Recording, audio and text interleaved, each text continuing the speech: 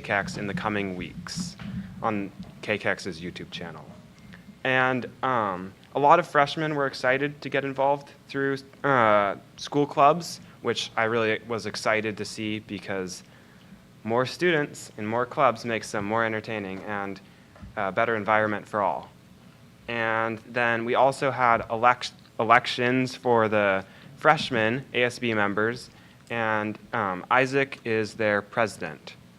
And then I also conducted a survey on Google Forms of our ASB and kind of just posed a lot of questions concerning different things, but I'll cover that now. And so one of the questions, what would you like the MUSD board to know about district issues? And then one of the questions that they had was maybe ask why we can't get out of school at 12:30 on Wednesdays like Fort Bragg does. So that's a question that they were wondering about. Is there a short little point I could say? Well, I can answer the last question, is that Fort Bragg starts school at 8:05. So they start school earlier, and then I believe they get released at 3:30, I believe. So they're putting in more minutes. So the only way that we could do that is if we increase the minutes somewhere else, because it's about a shortage of minutes. Okay. The state mandates the number of minutes students have to be in class. And both school districts do a pretty fine-tuned job to make sure there's not a lot of wasted extra minutes in that. Yeah. All right. And then for the next question I posed, do you think we should have the day off after Halloween? I got 90.9% of people who said yes to this question. 9.1% of ASB said no. And here's some responses to why they think that response. It seems that most students at the high school, including me, not me, this person, love to hang out late in town. This makes it tough to show up the next day while being so exhausted. Next person says, I think having a day off for Halloween would allow the students in the media program to prepare special guests and scripting for the evening's lengthy radiothon. The next person says, everyone of all ages are tired from trick-or-treating or partying. We never do anything at school the day after, and being tired is not a constructive learning environment. And then the next person says, most people don't show up, so teachers hold off on teaching, and classes are sort of like a waste of time. And then this last person says, it would also be nice for the teacher so that they can rest the day after. Many have kids as well and walk just as much as the students. And then, So I think the Yeah. follow-up question to that is, which holiday would they like to give up? You know, I could do a report back on that. Well, so similarly, our neighbors get that day off. Fort Bragg gets that day off, Mhm. and they start earlier than we do in August, so they have more wiggle room to play with. But the calendar committee is meeting right now to talk about the calendar for next year and for 25, 26. And so I think Kim and Tobin are on that committee. They're hearing that, and It is something we discussed. at our Right, last meeting. right. So I know they've talked about it. We have this October break that we just had, right? Mhm. And we possibly could move that 2 weeks later. But the point of the October break being earlier in October is to give to break up that time between Labor Day and Veterans Day, which we get off. So, but yeah, thanks for Okay. bringing that up. I know that they're listening. I Sure bet if you thing. did a poll of the teachers, 99.9% would want the day after Halloween off. Based on I'd my probably say so. experience.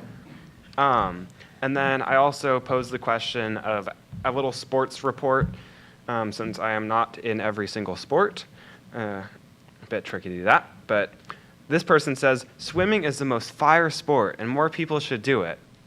The next person says, varsity volleyball is currently undefeated in league. They're going to play off soon. and girls soccer is going strong, as well as boys. And this third person says, soccer is going good. I hope we can make a push for the playoffs. It is a lot, though, with all the games and practicing 5 days a week, but I think our team is handling it good. And then I have another pie chart of, are you excited for homecoming? 54.5% of ASB says, super duper thrilled. 36.4% says yes, and 9.1% says no. And then for my next question, what was your favorite moment from the past month in school? This person says, working with Marshall after school to record games and do radio shows. This person says, I liked the college tours in Ukiah. And lastly, my favorite moment was the experiments in science class.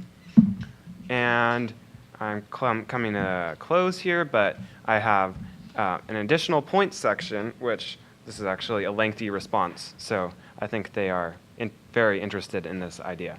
I'd say the issues with the bus arrivals, with the addition of beginning school 15 minutes later and ending at 15 minutes earlier, I think they were supposed to say, and ending at 15 minutes later, it was supposed to benefit all students and give them more time to sleep in, but it hasn't. With the students taking the bus in Comchi and maybe other places as well, we still have to get up at the same time, and we didn't get any benefit out of this. So addressing the lack of bus drivers and the amount of buses who have to double up would be a good topic to go over. And also, this other person says, get rid of bathroom passes because they're unsanitary, can spread disease among students. So, those are the 2 additional points. Okay, thank you. And then upcoming events, we have a lot of club fundraisers coming up. We have fall sports coming to a close, and winter sports start on the 30th. And so do you guys have any questions for me?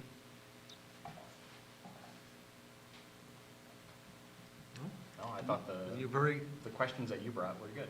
yeah. Good. Thank you very much. All right. Thanks. Where's the skit night being held tomorrow night? In the gym, the KAKX gym. Got it. Kim, I guess you're the school of report this month? All right, yes, it is my turn this week. And Canute, great job. I really liked you bringing in survey questions from the students. It was interesting and fun, so I haven't seen that from a student board member, so great job. Go to the next one, Erin. The big thing, attendance, I'm going to bring that every time I come, just to kind of give you guys an update and keep it in the conversation. I've been putting it out every week in my week at a glance and just conversations and staff meetings, because as we know, this is something that we need to work on as a school site or as a district also. But our current numbers are up there for you, the difference between K5 and 6-8 there, which is also interesting.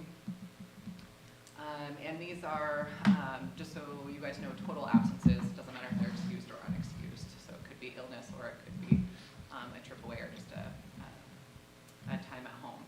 So some of the things that we're doing is that I sent out what I called a soft letter at the end of September, just notifying parents of students who fell in that chronically absent time frame. At that time it was 3 or more days, letting them know that they are in the chronically absent range. There was a blurb in there about prioritizing student illness, because in the post-pandemic world, we're seeing that students and staff members are getting sick more often and taking longer to get better to come back to school. And so when you're thinking about taking that family vacation or staying an extra couple days, maybe not doing that, and prioritize knowing that your students are going to be sick. So it was kind of a soft landing. And if they continue to be absent, we are going to ask for a meeting. So we reinstated our student at risk meetings at the K8. And so a second round of letters went out on October 12th, and we are going to hold student at risk meetings with 13 students. So what that is we ask that the family, the student, and then all of the students' teachers and our social worker, myself, to get together and meet with the family, talk about what's going on for them, why our absence is continuing to be a problem, is there any supports that we can give, are there any barriers we can help take away? Are there any things we need to put in place to help support them to get to school? So I'm looking forward to doing that. We did this years ago, pre-pandemic, and we haven't done it in a long time, but it's been one of the more effective things around attendance that we've done, and so I'm looking forward to holding those meetings again. Here's Comshy and Albion's numbers. I just sent out the letters for them more recently, where I was a week or two behind the K-8 letters on theirs, but that's their numbers right now. One of the things we're trying to balance, you saw the difference between the number of students that were flagged for the K-8 meetings, asking them to come to the meetings, and the actual meetings that we're going to have. And that's because looking at what were the reasons for the absences. So if a student had 5 or 6 absences by the time we sent the first letter out, but they hadn't had an absence since we sent the second letter, then there's no reason for a meeting necessarily. And so looking at those reasons, did they have COVID, and did we require them to stay home for 5 days, which would put them in the second letter category? Was there a medical issue that we knew about? So I went through each one and weeded out the ones that we are uncertain why they're absent, or we felt like a meeting was needed. So Albion and Comsty just got the first letters, and we'll follow up in a couple weeks with the second letters. And I know that COVID has been running through both schools recently too, so that's in play here. Things happening around the K school. We just had parent-teacher conferences the first week of October. All teachers meet with every students and their families, and I want to give a big thank you to teachers, because it is very challenging to teach all morning and have a quick lunch break and then do parent meetings all afternoon. And a big thank you to families. We had a really great turnout this year, and really rich, good conversations between teachers and families. And it's a hard thing, particularly I would say in the middle school, because we do kind of a speed dating version. And so each teacher meets with a parent maybe for 5 minutes and moves on, so it's not a whole lot of time. But there is a lot of value in the face-to-face meeting between all parents and teachers, even if it's just to make a connection with them, to be able to have further conversations if needed. So a big thank you to everyone for that. Things that we are working on.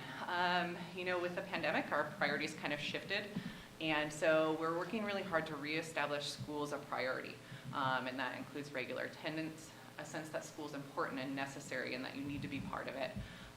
Things like completing homework, reestablishing school skills like meeting deadlines, studies habits, communication with teachers, and for both students and families. One of the things that we're seeing as kind of an issue and becoming more of an issue is the generalized executive functioning, how to organize things, how to keep track of things, planning goals, and how to set steps to attain them. So we've had many discussions about how we're going to teach these things to our students, and how can we focus on it a little more specifically. Also, perseverance, becoming comfortable with struggle. That's something that's hard and makes sense after a very scary world pandemic environment, wanting to shelter our students. But it's really important for them to be able to meet challenges and figure out how to work through them. We have been continuing our work as a professional learning community as well. Our focus is currently on math. We meet weekly in our grade level professional learning teams, we call them, and talk about math. We review common assessments, we talk about the instruction, what are we seeing kids need, how does one teacher teach it, is there a better way to do it, kind of get ideas about that. And we're hoping, this is our kind of second year of really focused math work, and we're hoping to transition into writing in the spring, because writing is definitely an area we've identified that needs support. And so figuring out how to do that, and so going through the entire process with the lens of writing, and I'm looking forward to that piece quite a bit.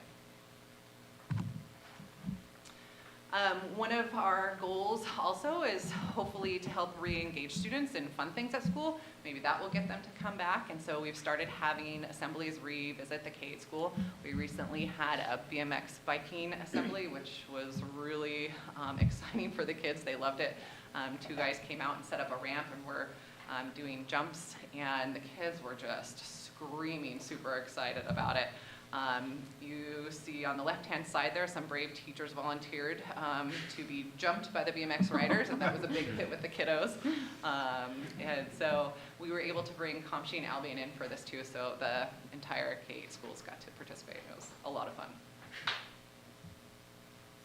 I'd like to give a big thank you to Rebecca and the Comshi community. Comshi School got a new slide, and Rebecca sent me pictures of them and videos of them using the slide, and it was very sweet, so that's very exciting for them. And upcoming for us, we have the end of the first quarter coming up for 6th through 8th grade students. It's a progress report period, so teachers will be busy inputting grades and getting the grade reports printed, and then our parent-teacher organization has scheduled a book fair November 7th through 9th, and so we're working to be able to bring Albion and Comshi in for that as well. And that's something that they work with Gallery Bookshop locally to put on, which is a great event. We've been doing that for a number of years. So that's it for me, unless you have any questions. Any questions for Kim? Thank you. Thank you. We're going to go to parent community comment. It's the time that items not on the agenda can be addressed. We have a big blurb in the agenda about that. Is there anybody in the audience here who wants to speak at parent community comment? I don't see anybody. Is there anybody online? I see no one. No one's online. Okay, well, we'll go back to reports, and Jason, you're next. All right, so I had the luxury of taking the electric bus out for its first run. So I went to Albion with the kids, and it was great. It was very odd having such a quiet bus. So I left with, I believe, a range of 93 miles, and when I got back, it was still, it was something like in the 60s. So, you know, it didn't lose, in other words, it didn't lose mileage based on the curves and the hills and the acceleration. So just super exciting, and SEAL is meeting with folks next week to see if we can get our entire infrastructure covered through a grant, which would be fantastic. So this whole program so far is really working well. We have all of the chargers now. They're ready to be installed. We're still waiting for the switchgear at the bus barn, but we have all the infrastructure ready. So it could be. Timeline for when that's supposed to happen? We are hearing probably in the spring of 2024. So hopefully this coming spring. And when do the other buses come Oh no, that's for the buses. in? Oh, when's the switch switchgear? That's going to be just prior to that. So How are you charging now, just regular? we have one fast charger installed. And then I wanted to mention the chronic absenteeism as well. We're as a district, we were at 48% last year. So 48% of our students missed 10% of the school year. We are at 25% right now, and we have a goal of 15%. And our chronic absenteeism task force met, and so that's part of Kim's work. That she's meeting with all the students who are at risk, and I'm excited about the possibility of really reducing that, or lowering that number, and possibly meeting our goal. We sent a newsletter out to parents indicating what our percentage was, with some information about why it's important to get your kids to school, and what our district-wide goal is. We're going to update them every month. So, all right. So then I'm also working with a division of Keenan called I Am Ready.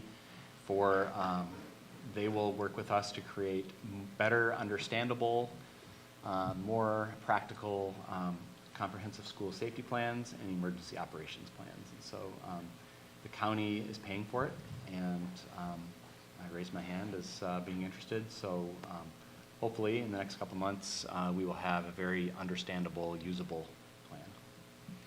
So I think the state legislature passed a bill requiring training and inclusion in the safety plan Narcan use. You know, staff have to be knowledgeable about where it is, how to use it. Yep, we're well ahead of the curve on that one. We had a district-wide training on Narcan in August. Good. Is that it? Yep. Any questions for Jason?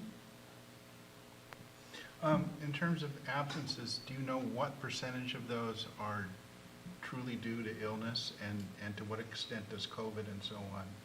Well, for sure, last year, that impacted it, and then we had quite a rash of COVID at the beginning of this year. So I assume the vast majority is COVID or illnesses similar to COVID.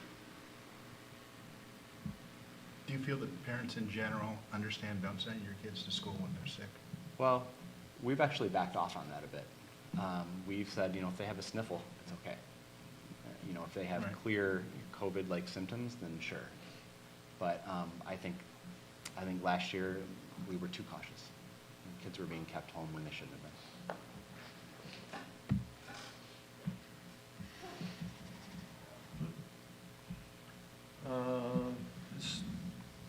Diane, you can speak for MTA? She online? She's not here, but maybe someone else is. Yeah. Josh. Okay. So I don't know if I announced it last time. I'm Josh Potter. I'm stepped up as the MTA Vice President, and I'm the resource teacher at the K-8 here for 6, 7, and 8. And so we just wanted to share that we had Meg come to our meeting, our first annual meeting where everybody got together, and that was really helpful. We really appreciated her going over things that she's presented here to the board, but took the time to answer questions, and there are no easy answers there. It really felt heavy. It was very sad to think, like, what is in the future? Some things that people expressed was that one teacher said it kind of just felt like we're feeling like we're the ones that are having to ring the alarm a little bit, and we don't know if people are aware of what is coming down the pipeline. I know a lot of people are very stressed at it, and there's just no easy answers. There were some positive things, like Linda Freeling and Jesse Meisky joined up to start with the Muse board. They're not actually on the board, but they went to the meetings recently for the first time, and that was a good positive start.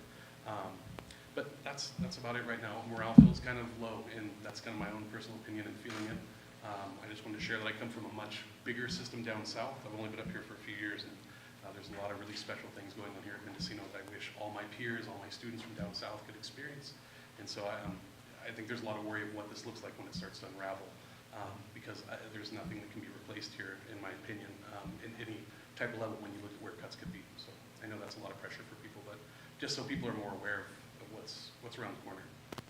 Thank you. I don't know if you have any questions. I don't have a question. I just wanted to, ask you to convey to, the teachers our appreciation for their dedication and hard work. Thank you. I appreciate that. Thank you. Is anybody from CMUS? No. All right, board trustee reports. Lisa, I'm sorry.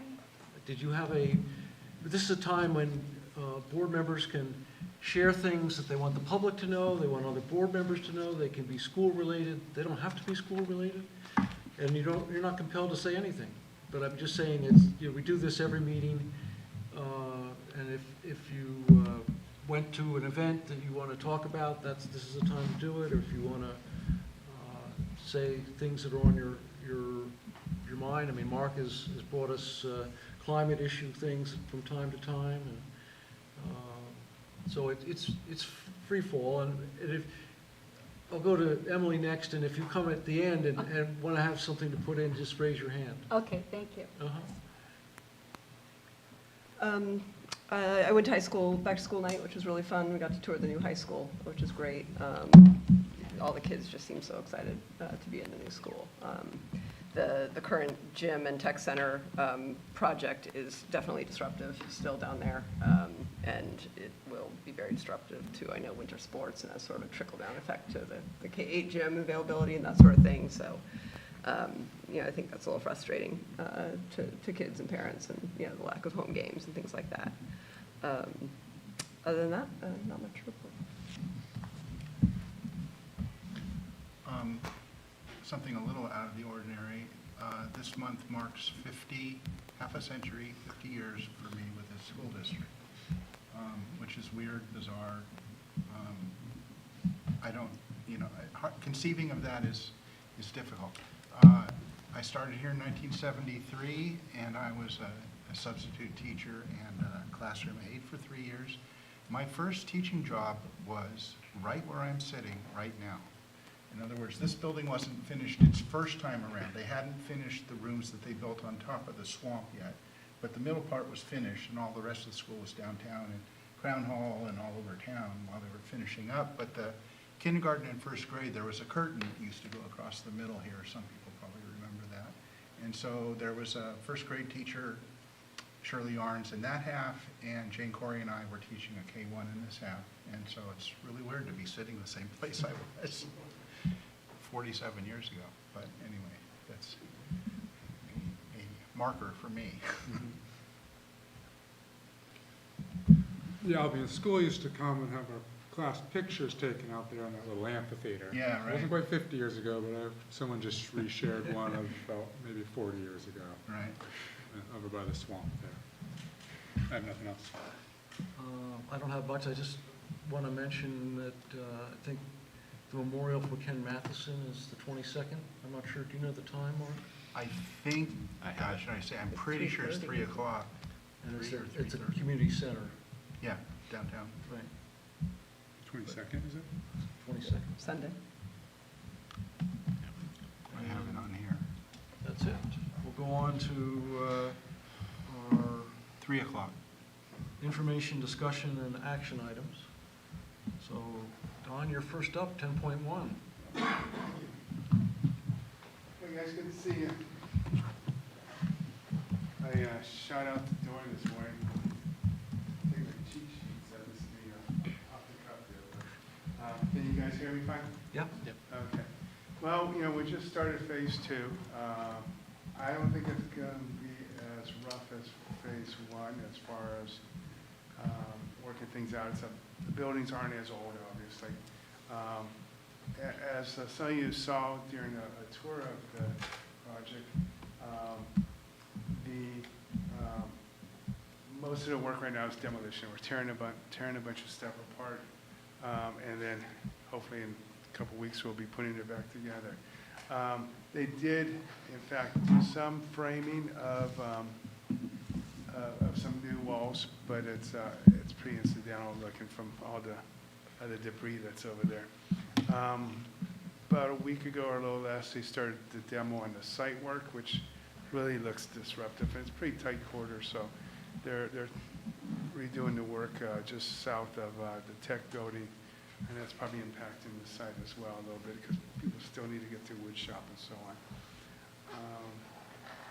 But I'm pretty confident once things shake out, it'll be a much smoother ride and a shorter ride this time around than last time.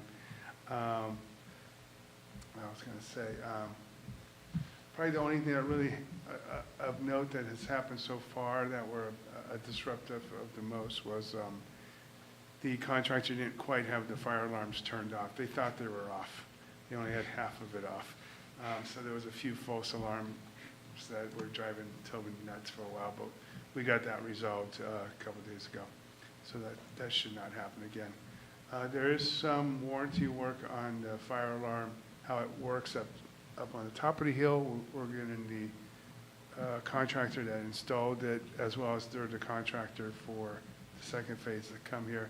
It's supposed to be here at the end of this week or more than likely next week to resolve those things, but it doesn't affect the day operation of the fire alarm right now, other than there's the speaker part of it's not working as it should.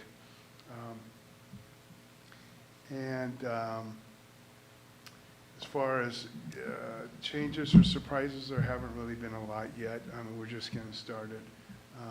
We've only had one billing so far. That's what's reflective on the financials here. And I just got an invoice for the second one like yesterday, so it's not reflective in here, but pretty straightforward job so far, other than the little blips with the fire alarm half a week ago or so. Did the punch list get finished, or we still have some outstanding items? The one outstanding item that's a bit annoying is the getting new closers, so we could put those on the doors, get it signed off by DSA. The contractor gave up on his sub and he ordered them himself. He ordered them from HDI, which is a company out of Santa Rosa, so I'm confident they're going to show up. If I had my druthers, I would have hoped they'd use a different brand closer, but they reordered the ones that the architect specified, so we'll see if it's any easier with those. I just know out of experience, there's another brand that's easier to adjust. So hopefully, once that's resolved, we can close out the job with DSA. That's a big deal. The other ones, we still need to shake out. The window closures were replaced. It's still, they're large windows, they're heavy. I think Mark is still pursuing that with the manufacturer to even try to make it a little bit better, but I think they're much better than they were. You want to go to the next slide and see if this is kind of what I just talked about. Okay.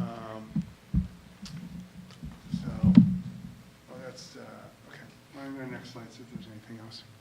This is phase 2 expenditures. Like I said, it only reflects one pay application so far, and the second one I got yesterday, so the numbers are not totally reflective of present day right now. And I think that might be the only slide. No. Okay, this talks about the schedule. It hasn't really changed. They're keeping to their schedule. It just seems like a lot of demo right now, and it hasn't really progressed beyond demo except for a little bit of framing.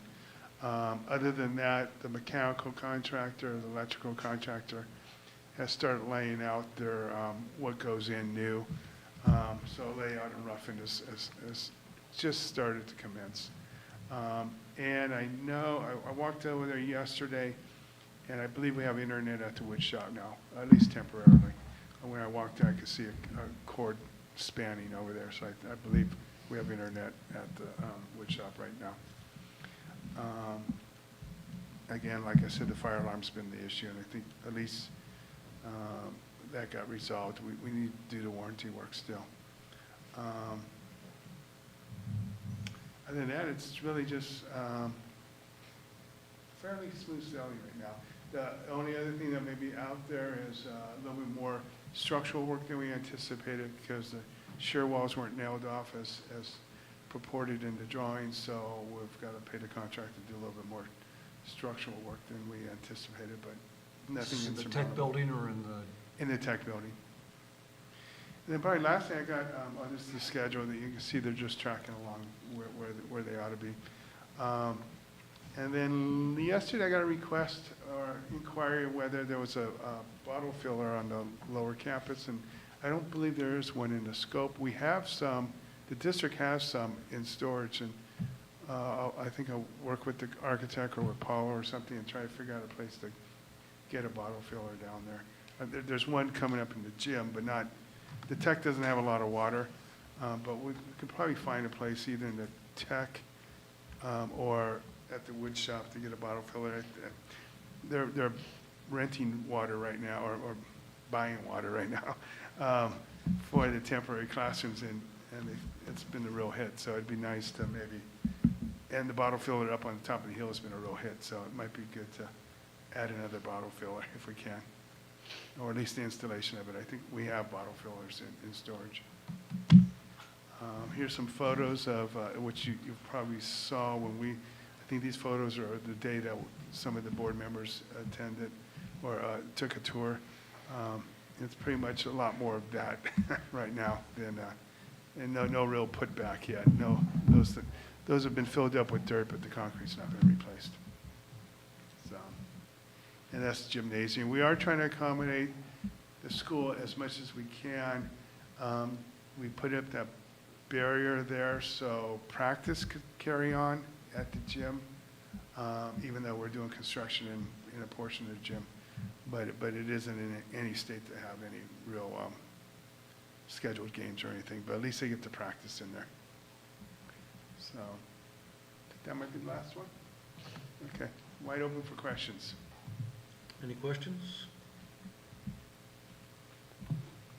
No? All right, well, thank you very much. The downspouts on phase 1, did they get fixed? They got manufactured wrong. They had to remanufacture them, so they are remanufactured, but they're not here to install yet. Okay. And it's just the last little bit of the downspout. The majority of downspouts are installed. So. Thanks. All right, well, thank you all. Yep. Thanks, Tom. Go on to 10.2, which is our preferred maintenance plan. Annually, we get an update a couple times a year from Paolo. Yeah. The second slide should be 2023. 2024, sorry. Hi. Aye. So, it hasn't changed much from the last time that we spoke. There are a couple of deductions that we had to the different maintenance budget as with the elevator work that's performed at the high school, and also the roofing repair and replacement in Elk that came out of here, but we're working on getting reimbursed through DSA. The incoming projects are the K generator that, according to MAG, that we might be able to get through a grant that would provide money to the kitchen. So since the generator powers the kitchen, mostly the refrigerators, we might be able to get that money through a grant and not have to work, pay it out of the deferred maintenance budget. We're still trying to work on cleaning the KA roofs, the metal. We're still chipping away at it, but ideally we would like to get a contractor come and do it all at once. Bus barn repairs, ideally want to get the whole siding redone and the roofing redone, have some open spots there. High school, still, we're having some issues down there with the comm school. We're gonna have to in the future visit mostly the west side door, the metal door, the frame all rusted out. We're gonna have to be replacing that in the future.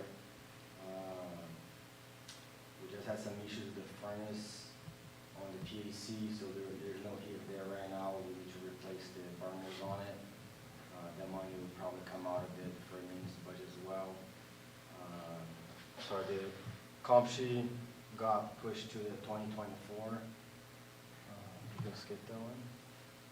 And there are a few other projects that we're going to be looking at into the near future, like I mentioned, the comm school. Mostly the door on the west side, but also on the east side. At some point, we're going to have to replace that due to rust. The flooring there is going to be an issue in the future, and as you guys know, the roof, we did some patchwork. I mentioned that will last for probably for a couple of years. But we're going to have to look into replacing maybe that roof in the future. We have about $300,000 in our construction phase 2 budget for the comm school. So Okay. that can be also applied, to some of these projects. Yeah, that's why I'm not putting a lot of projects on the deferred maintenance budget right now. We're trying to do as much as we can in-house because I know that we still got quite a few things to get done in the high school, and this year we're not gonna get any money from the district to the deferred maintenance budget because of that. So my whole goal is to get as much as we can out of the high school project. I'm willing to give up on the money that we have there to get the job done well, and we can chip away everything else in the in-house projects or postpone for another year. But we will have things coming up. The Elk roofing job is done. They did great work and it's completed. The main floor there is going to have to be replaced by Dr. Meg, and we're going to grant to get that done as well. I'll be on bathroom floors on the corners. They're rolled up corners, so the kids just, with time, just got kicked in and they just have little cracks on it. We have sealed them in the past, but still they just keep breaking up. We're going to try to get that under a grant as well. The septic, we have done some work there in the past, and it has all held up. We haven't had any issues with backing up or anything like that, so cross our fingers and it stays that way. The seal coat, we're gonna hold off that one up for a while as well. The maintenance truck replacement, luckily, we got a van from the bus barn, and I'm using that for now. The truck that I was using got passed on to Kyle, one of the maintenance workers, so he's using that. He was the one who got in a traffic collision a while back and totaled the maintenance truck. So he has the Ford. And the groundskeeper, for now, he's using the truck that was from MCM. So as of now, we're doing okay on the trucks, but I still have the money aside in case MCM needs that truck back or something happens to one of the vehicles. We still have some money. And then Meg and I were talking about getting some grant from PG&E. We contacted them, but we haven't heard anything back, but we're still pursuing some money to replace the vehicles. Just a quick look at the numbers. We could skip that one. Just go through them. Yeah, not much has changed. Like I say, just the elevator work and the elk roof work, but we're trying to get the elk refunded to us through DSA.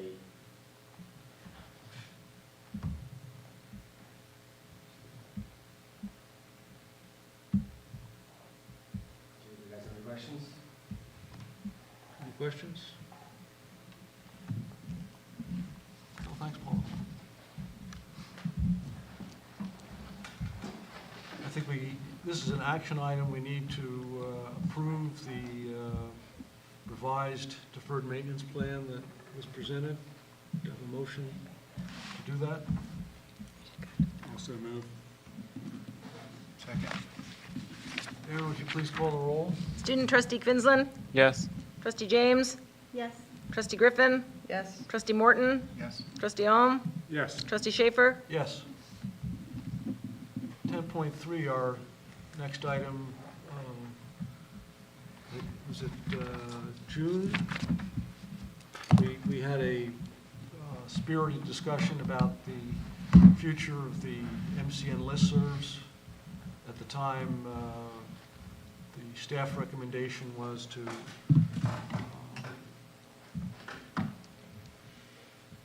stop sponsoring them as MCN official activities and turn them over to a vendor.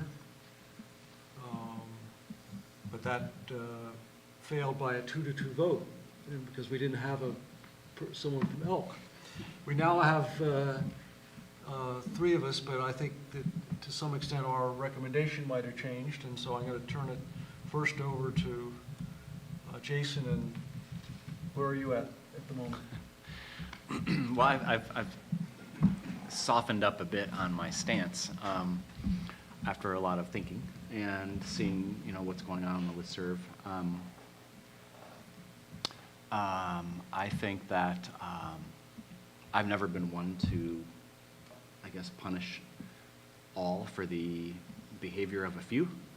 But my whole concern, if you remember back when, was that these the words that were being said by just 3 people, were pretty hateful.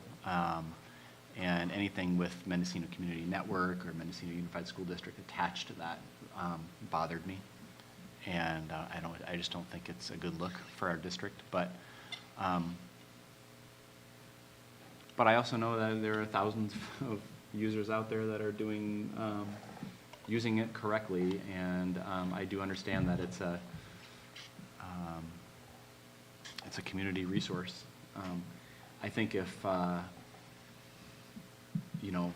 we have 2 listservs that are in question: the announced listserv and the discussion listserv. And the discussion listserv, if you want to be on the discussion listserv and be exposed to all that, then that's up to you, I guess. I don't think there's any positive thing coming out of the discussion listserv, as far as I can tell. But at this point, one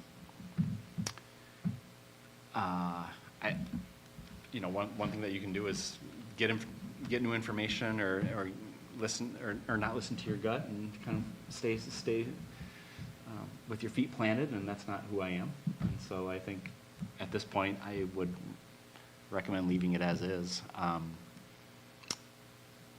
just because this is how I think that it's a good resource for the community. So I don't have a strong recommendation. I'm kind of 50-50 or even like 51-49 at this point, but I've really softened on my stance that I had in June. I'm going to give each of us the chance to weigh in and start with you, Mark. This will be an hour long. Just you or all of us? Just me. I appreciated the discussion last time. It's nice to have some items on the agenda that are actually cause a lot of thinking. And I did a little more research, and I just want to share some things that I think back up my contention that it's illegal for us to do this.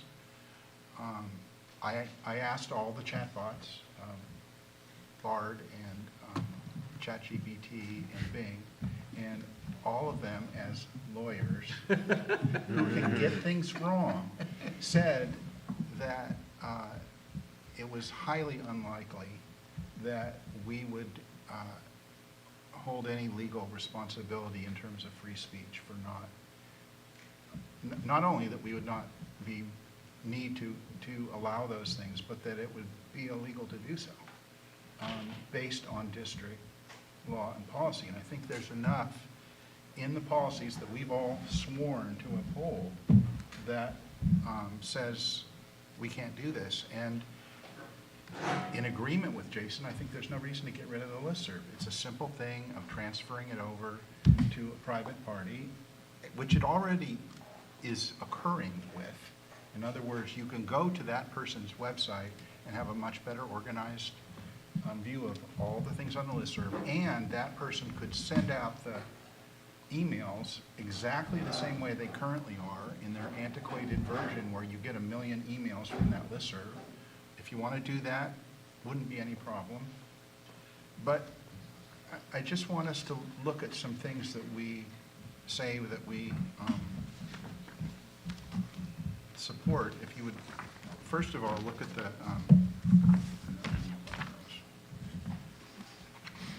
at the front page of our website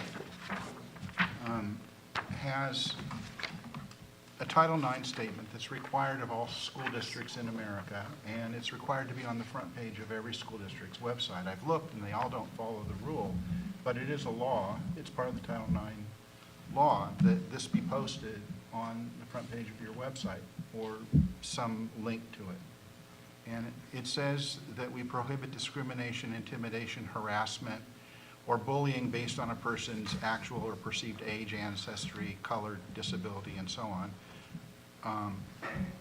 And also that we prohibit association with a person or group with one or more of these actual or perceived characteristics.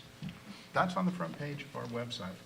And we're not following that in terms of this listserv.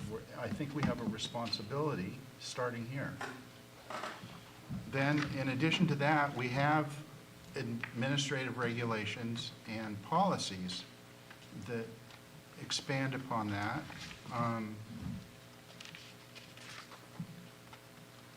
Administrative regulation for 4040 and board policy 4040 say that employees, this is number 3 on here, about online internet services, user obligations and responsibilities. And number 3 starts with the word employees. Well, the employees include the people at MCN. They are employees of our district. So employees shall not access, post, submit, publish, or display harmful or inappropriate matter that is threatening, obscene, disruptive, or sexually explicit, and so on. It seems to me that our employees at MCN, and I would include Jason, are displaying harmful or inappropriate matter on a district webpage. And our regulation says they shall not. Employees must not use the system to promote any activity prohibited by law, board policy, or administrative regulations. Well, that's where this piece of paper comes in. And yes, I don't think we're promoting those few individuals, but technically I think we are, that we're doing that. We're allowing that stuff to be displayed. And it goes on and it says the same thing in other ways.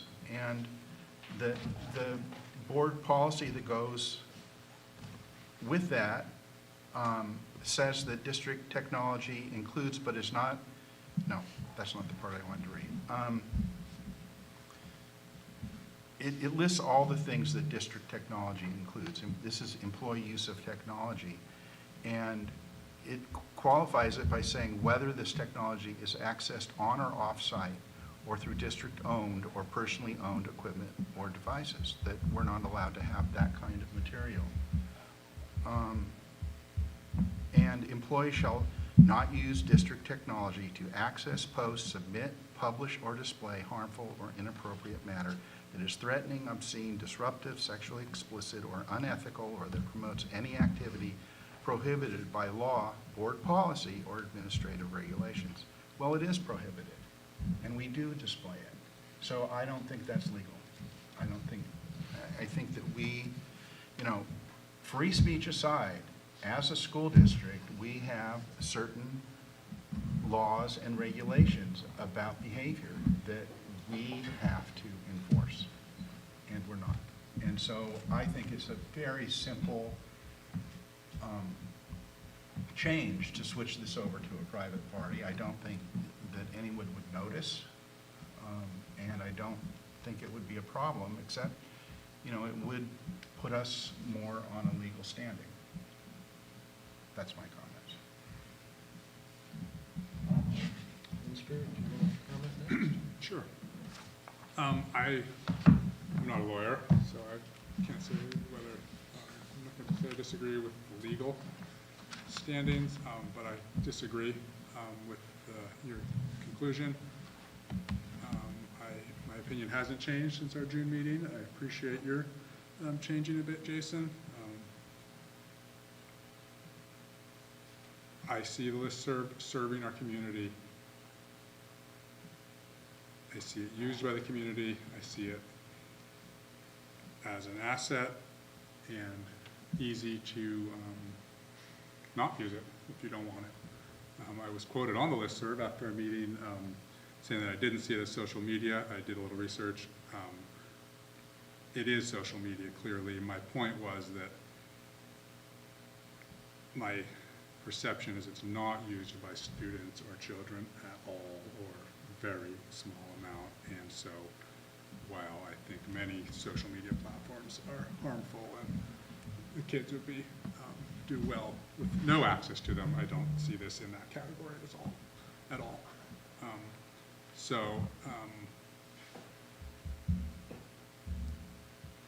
I suppose if someone were to sue us to take it down, I might change my opinion. But at this time, I am strongly in favor of leaving it as is. Emily? Just to set the table a little bit, the last time we spoke, I think we had, the concerns that were voiced by some members of the community were that the announced listserv in particular has very inappropriate, incendiary, offensive things being posted by a very small number of people, but not. It's also not one-off. It happens. I found several of them very, very easily in my very quick research. I was extremely offended by the content that I found there on the posts. It was really, really disgusting. And these listservs are hosted by MCN, which is a district organization, right? We run it, we supervise it. The school district is a public entity. We can't regulate people's free speech. That's not what public governmental entities can do as a general matter. Whether, I'm not here to say as a lawyer whether we'd be sued for it or not, whether what's legal and what's not, but we're not regulating it. There are no terms of service. No one is monitoring the listservs and saying, that's offensive, I'm shutting you down. Every social media company in the world does that. That is now standard practice. That it has made them much safer than they were 10, 15, 20 years ago when they started. Facebook is, not used by as many people to some extent, but it is a much less offensive place to be than before they started monitoring and shutting things down and enforcing terms of service, in my opinion. Same thing with other social media. I don't think we can create a public square like the announced listserv and then just leave it and not monitor it. That is not appropriate. It's not appropriate for a school district, it's not appropriate for anyone. My understanding is we have a community member who has stepped forward, who already, as Mark mentioned, sort of curates that announced listserv into a very accessible, easily to understand website. He is happy to take over the listserv. I don't know if that's changed, Jason, or if that's still the case, and willing to make it, his job to monitor it, and that way it's not a service of MCN anymore, that we are essentially publishing or posting, as this non-discrimination policy says we cannot do, which is interesting. Thank you, Mark, for bringing that to our attention. I have not heard anyone say why that would be a problem. It wouldn't change the listserv in any way, shape, or form, from what I understand.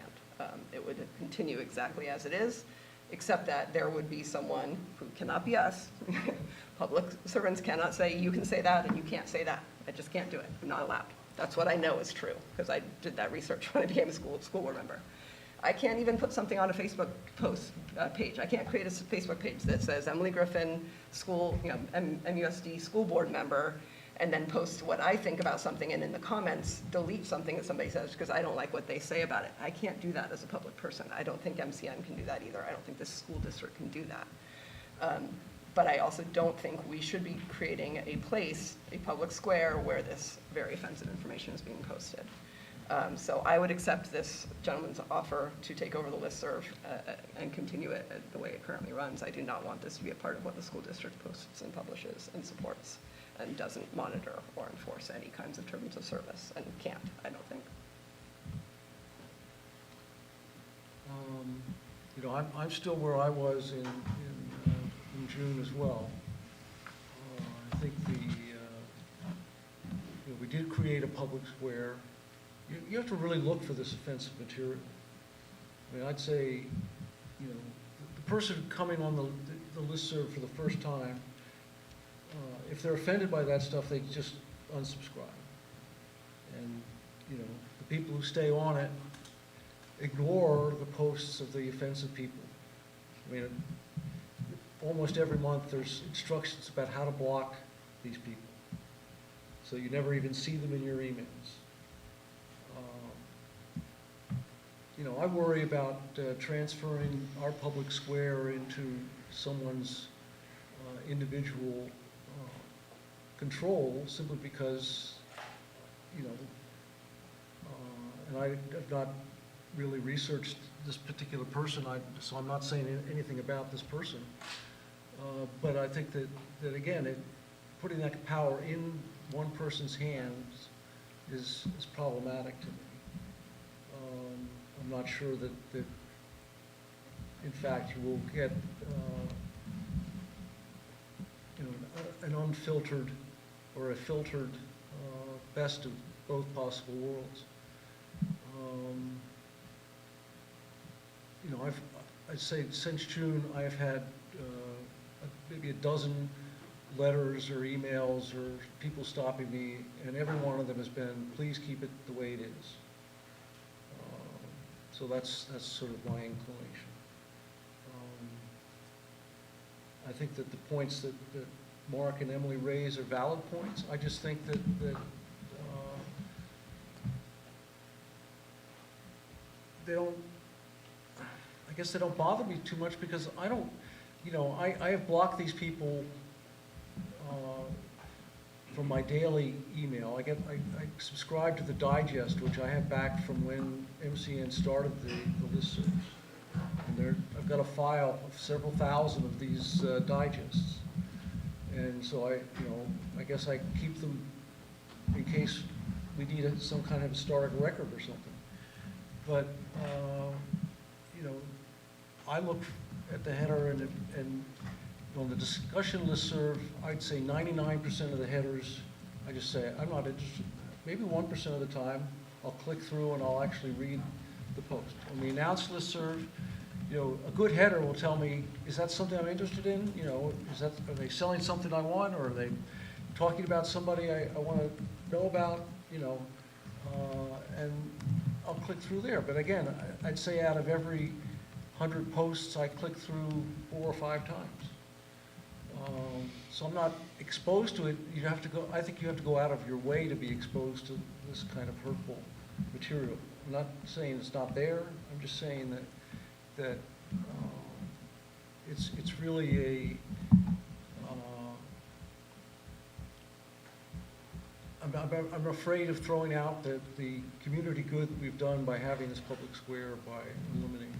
That's, where I am. So, Lisa, I know that you may or may not have listened to our discussion from June. I did not.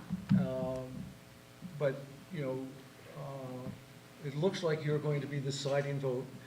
And I want you to comment, but I'm also going to, after you comment, make your comment, I'm going to ask if anybody in the audience, either online or here, wants to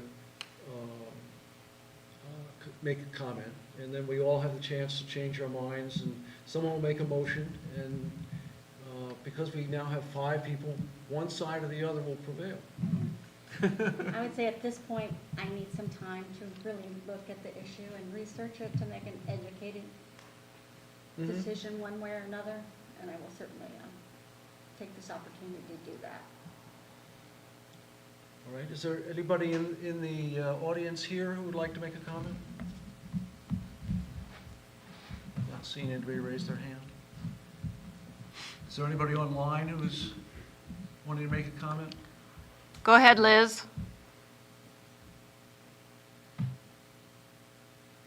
Can you hear me now? Can you hear me? We can hear you. Yes. Okay. Well, I've lived here a long time. I've subscribed to the listserv, and I consider it a really essential community asset. If someone else were to take it over, well, I would have the same concerns about bias and one person having all the power to limit and edit. I think that having been on the listserv for a long time, not the discussion, just the amounts, I get the impression that it is not used by children.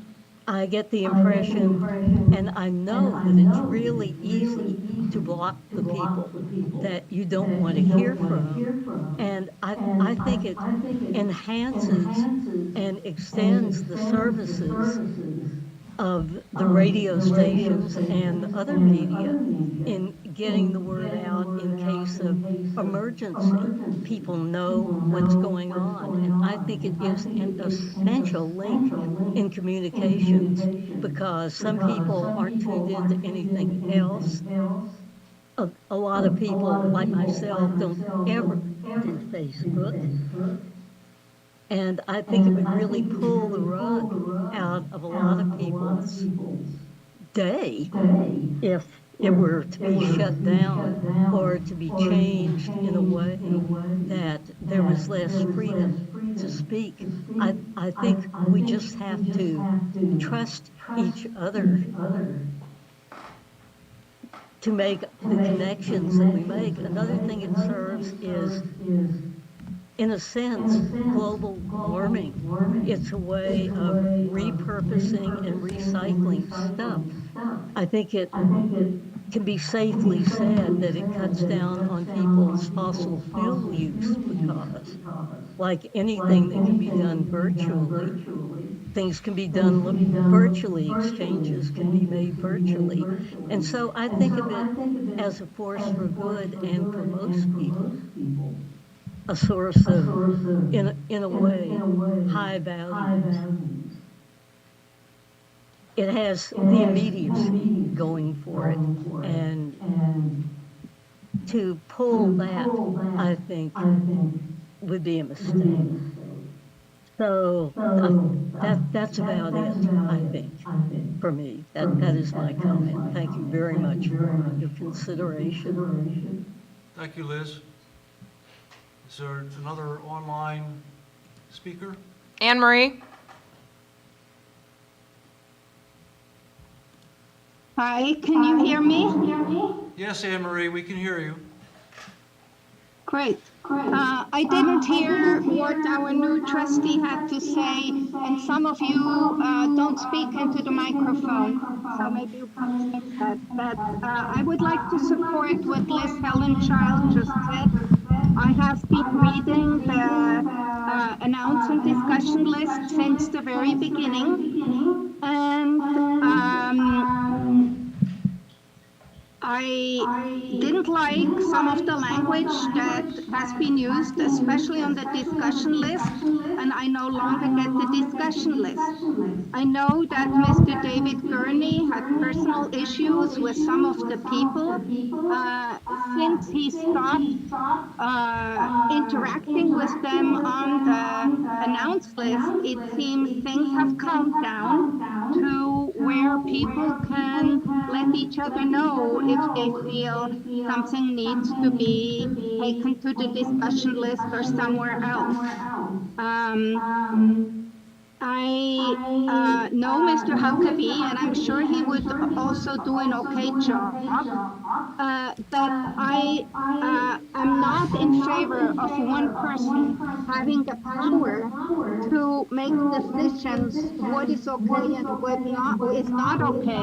I saw that happening with the 4th District and 5th District supervisor webpage, where the moderator just allowed certain things to be posted and others not, and kicked people out just because the moderator didn't agree with what they wanted to put on there. With local coverage, the Mendocino Beacon and Advocate News being basically non-existent, it is important that we have at least the announce list. For many who do not have television or Facebook or listen to radio regularly or subscribe to other news sources, the announce list is an important tool to feel connected and be informed. It's a great asset, a great resource, and I'm glad to see that Jason is kind of softened his approach to it a little bit and is willing to consider maybe continuing the way it is. I enjoy having the compressed version instead of getting an email every few seconds. And I really encourage you to continue what you've had, and you've had it for many, many years, and we're all adults, the people, most of the people who are on this list, and we can let each other know even privately if we feel like, maybe things aren't that appropriate. So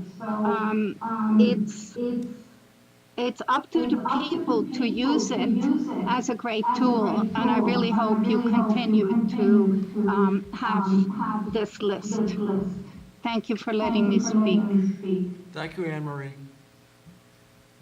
So one of the great tools that we have here is the blocking feature. But you know, I'm no tech wizard. I'm no longer a young guy who knows computers. I have no idea how to block somebody, and I'm trying to find that. It's not obvious. Could we make that more clear to people? Like, how do you block somebody? I mean, I'm asking legitimately. I mean, maybe Rob, you could help me. Sure, I'd be happy to. Is it on the website, or is it on the email that you get, or? Yeah, there aren't really specific instructions. Did we want to let other people speak? Oh, I don't know there's anybody else. Answer technical questions. Oh, I don't know there's anybody Yeah, we have else. one more online. Oh, sorry. Why don't you go up and answer this question? Hi, I'm Rob with the Mendocino Community Network, just to get that out of the way. I think Jason was asking, hey, is there a way to block somebody from the announce list or the discussion list, or really, you know, the question really is, how do I block someone in my email? Because this is email-based. There's two things to consider here. One is that the lists come in two different forms: a digest, which is 1 to 3 or 4 emails per day with all of the postings in one email. And then the other form that they come in is every time someone sends an email out, it goes to everybody on the list. That's the default setting. It needs to be clear that the only way to block somebody is to not have the digest version and just getting an email each time someone posts. When you're in that default mode, you can actually just add the person's email address that you don't want to see emails from to the list to your list of block senders. And then you will no longer get emails from that person via the list or at all in any other way. Oh, so it's based on your, it's based on your individual email program then? It's and not? it is based on your individual email program, that's correct. Ah. So if you have Gmail, you'll I see. have to have Gmail block that email for you. Ah, If you okay. have MCN, you can always call MCN at 937-1444, and we'll walk you through the process of how to block someone's email. Okay. If you have Hotmail, you have to follow their Got it. kind of question. Okay, thanks. After there's public comment, I was going to also offer, if anyone had any technical questions about how the list worked, I'd be happy to stand back up and maybe answer any of those if they Okay. think of them.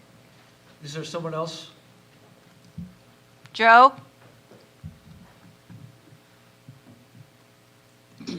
Can you hear me? Yes, we can. Okay. I didn't even know about this until a few hours ago. I moved up here in '98, and there were no computers.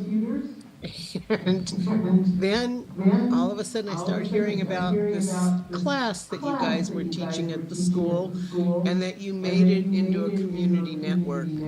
We put our website on it. Right now, it is parked there.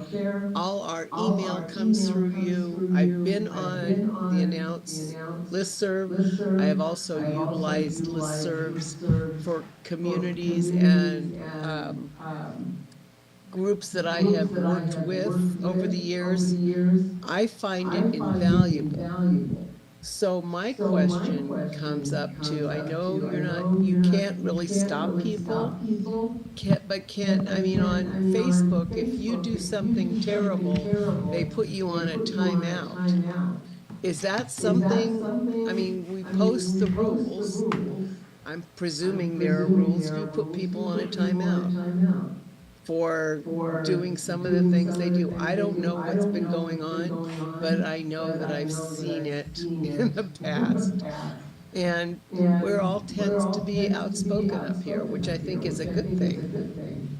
But I would sure like to not lose this, and I agree that if there is something really horrific going on, we need every way possible to get hold of our community. Not everybody hears sirens, not everybody uses email, not everybody has computers, so, we've got that too. So I just would hate to lose the resource.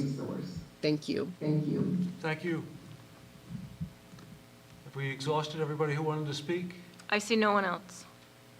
Okay, I'm going to go back to what people probably didn't hear Lisa because she wasn't speaking into her mic at the time, but what I got from you, Lisa, was that you'd appreciate a little more time to think about this. Yes, please. Do you think that our next meeting is a long enough time for you to That should to be do this? sufficient, yes, thank you. So I'd like to make a motion to table it to our next meeting to give Lisa that chance. Could we take Rob up on his offer to ask him a couple of questions about how the listservs work? Yeah. That would be great.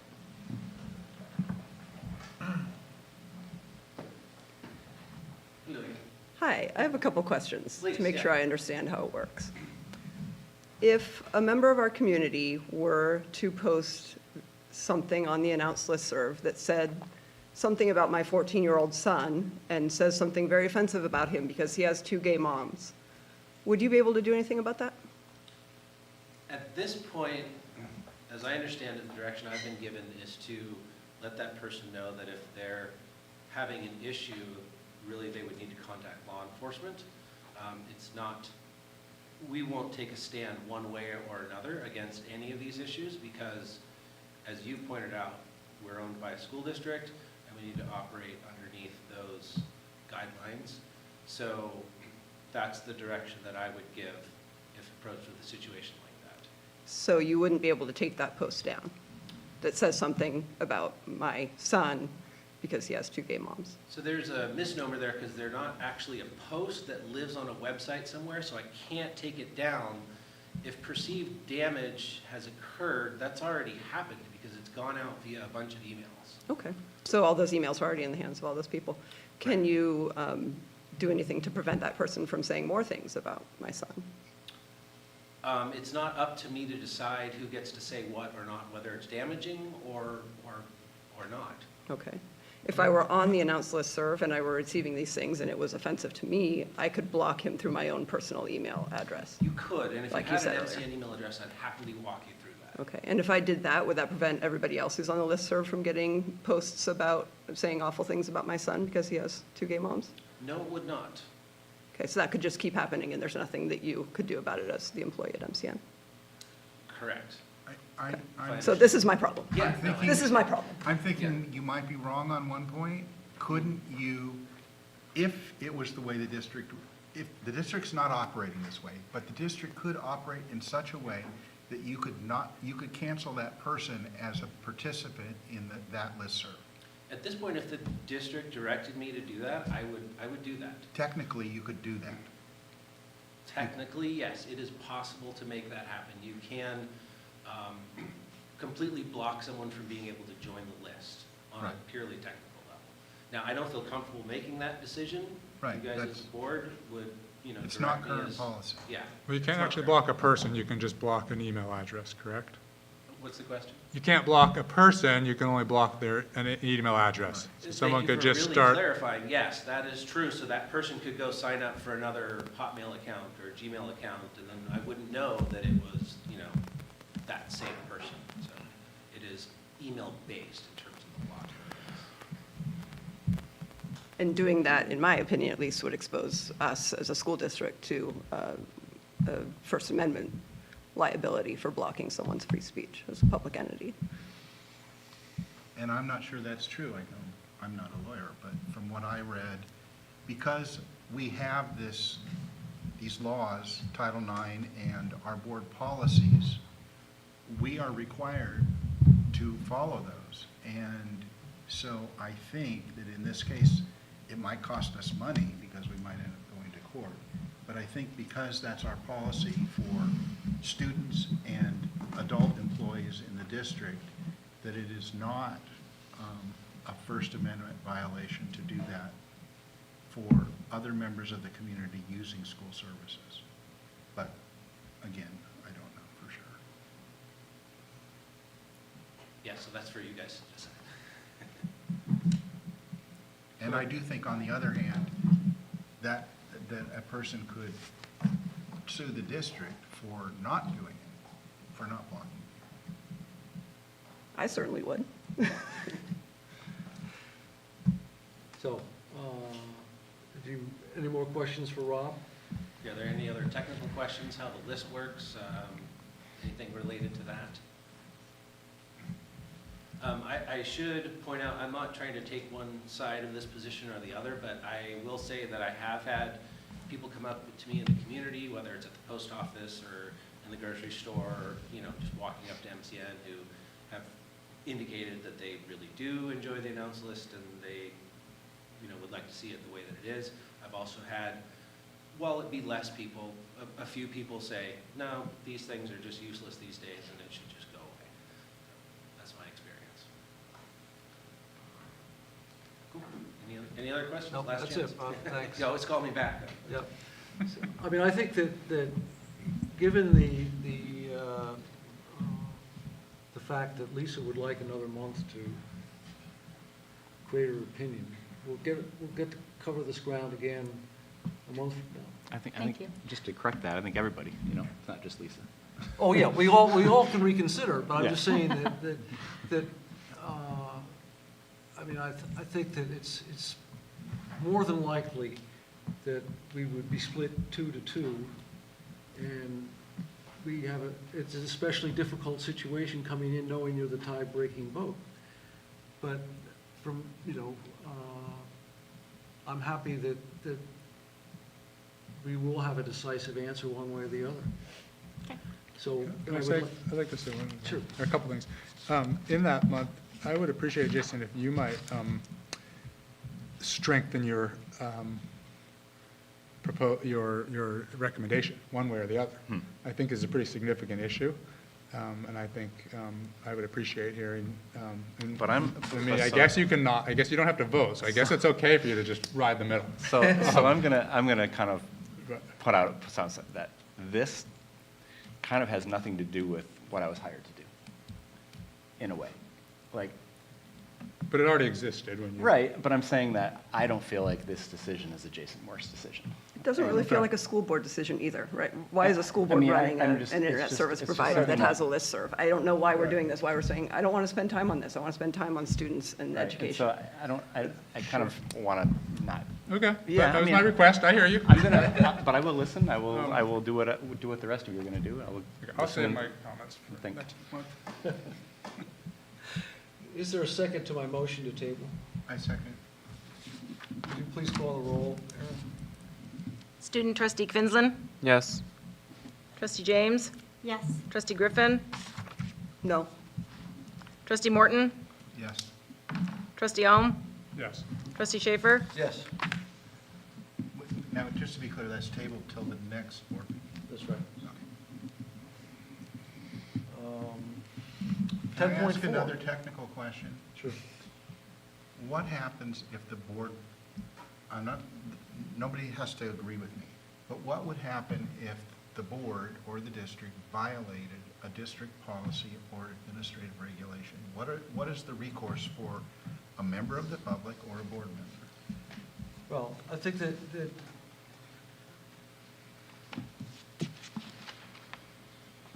we have various complaint procedures. Board members, or anybody can ask an item be brought before the board. I don't read the Title IX information the same way that you do. I mean, I think that, that the public square that we've created is not, does not fall in with in your use of the word display. I don't think that's an accurate reading of that word. So I don't particularly see us as violating. Right. But that's not my question. No, but no, your question was, what do you do if you feel that you do, and then you make a complaint? And then What if it's 4-1 against me, or whatever? What if it's 3-2? What if it comes down that way, and I'm either a member of the public or myself as a board member?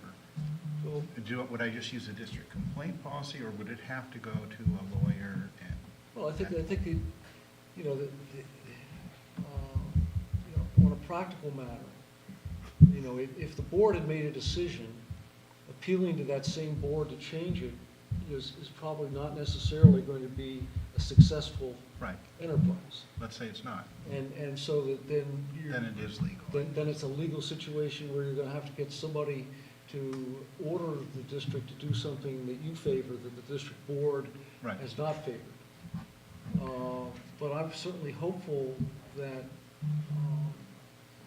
we can reach a resolution by a 3-2 vote that then we put it behind us, whichever way it goes. I hope so. But, yeah. I'll try and get more information from our legal counsel too. This is probably not their specialty, but I can try and give them some scenarios that could come up or have come up tonight. Yeah, I mean, I think that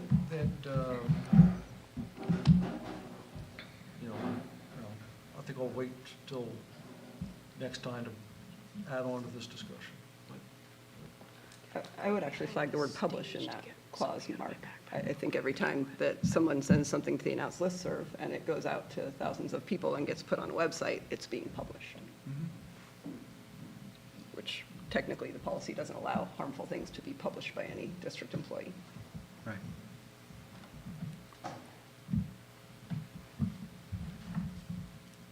They can't do it without our help. 10.4, consideration of reduced workload program for, I think this should be 24, 25. Oh, yeah. Yep. So I would recommend that we open the reduced workload program up for proposals. Teachers have until February 1st to put in a proposal. Now, And we this- can make a decision at that time. This includes the Willie Brown type Yeah, of thing? this is the Willie Brown. This is the Willie, so Yeah. this is specifically about the program Right. that allows teachers to make a permanent reduction in their work, And they have to indicate when they're going to retire. and they have to indicate when they retire, as opposed to what we do in other ways, accomplish the same Right, thing. right. Good point. Was it within a certain number of years? I think it's 5. But you have to have a known date of retirement within 5 years. And basically what happens is, let's say you're going to half-time. Your pension payment is made on the basis as if you were working full-time. And So you the get district- compensated for The district pays double what they would pay for the half-time salary into your pension, and so you get a full year's credit even though you're only working half a year. Whereas if you voluntarily work half a year, I'm not sure how that works. You know, when you, say you go on maternity leave, and you work half-time for a couple of years after that. Right. Are you only getting half a year's credit on your Yeah. STIRS? Yeah. So that's the difference. Uncompensated It leave. basically doubles your retirement in that situation, your payments. I'll move to approve 10.4 with the correction of the date. A second. Second. Mayor, would you please call the roll? Student trustee Kvinzland? Yes. Trustee James? Yes. Trustee Griffin? Yes. Trustee Morton? Aye. Trustee Ohm? Yes. Trustee Schaefer? Yes. So 10.5 is for 5 teacher assignment approvals that we have to go through. Can we take them all in one vote? Yep. You know, we've got, in the agenda spells out the grade and the auspices of why we're making an exception. Does anybody have questions about why we do this, or?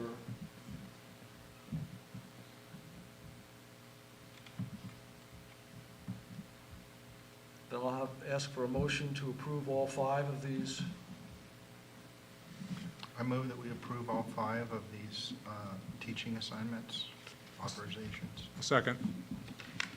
Mayor, would you please call the roll? Student trustee Kvinzland? Yes. Trustee James? Yes. Trustee Griffin? Yes. Trustee Morton? Yes. Trustee Ohm? Yes. Trustee Schaefer? Yes. 10.6, these are new board policies, bylaws, and administrative regulations, first time for information only. Are there things you want to highlight on these, Jason? Well, I think it's information only, so I'm not going to get into detail, and I will at the first reading. Okay. But the first one, the relations with vendors, is a brand-new policy, and that's coming up through our cafeteria audit, and we need to have that. And then I'm going to skip to the last one. The last one, acceptance of gifts by employees, that is also a part of our cafeteria audit, and we need to have that policy in place. That is also a new one. And we want to just, we want to extend that notion of acceptance of gifts and relations with vendors to the entire district and make it a blanket policy for everyone, not just cafeteria. And then the 2 in the middle are just, they were 2006 and 2007, so there are quite a few changes in there. And, those 2 are pretty much all new, but I will try and highlight the big changes. Now that the state has,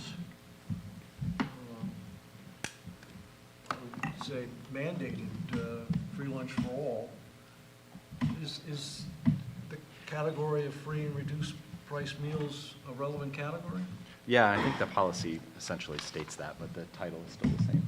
Okay. But it's getting those changes in there, Uh-huh. I think. I think it's that. All right. That current. Did Yes, anybody has questions? it's correct. What's that? There you go.